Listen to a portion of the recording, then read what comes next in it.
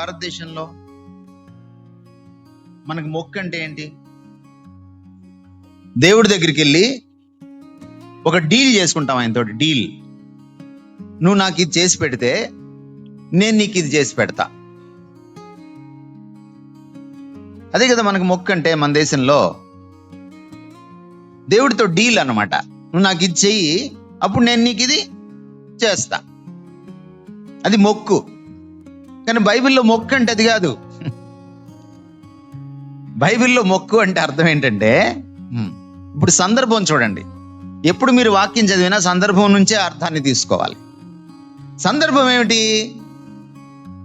అబ్రహాముకి లేక లేక ఒక కొడుకునిచ్చాడు. అది కూడా 25 సంవత్సరాలు ఇస్తాను ఇస్తాను ఇస్తాను అని ఇవ్వకుండా ఊరించి 75 సంవత్సరాలు అప్పుడు పిలిచి 100 ఏళ్ళు అప్పుడు ఇచ్చాడు.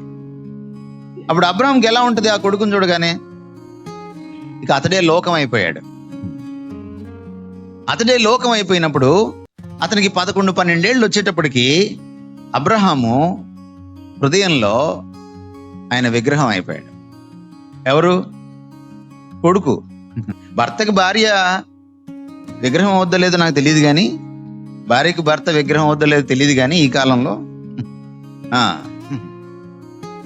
పిల్లలు అయ్యే అవకాశం ఉంది. డబ్బో, దస్కమో, అధికారమో, అందలమో ఒక విగ్రహం అయ్యే అవకాశం. నా అబ్రహాంకి తెలియంది ఏంటంటే, కొండ ఎక్కి ఆయన్ని మొక్కేదాకా ఆ కత్తి ఎత్తి ఇక చంపేస్తాడు అనంగా ఆఖరి నిమిషంలో దేవుడు ఆగమన్నాడు.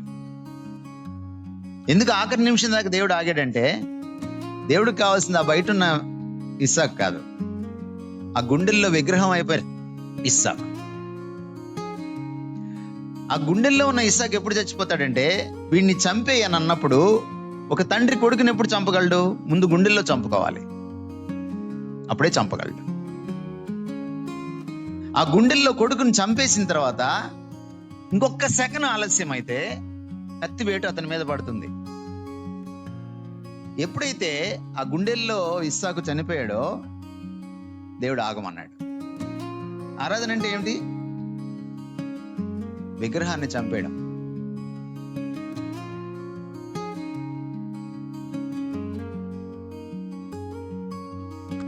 God bless you.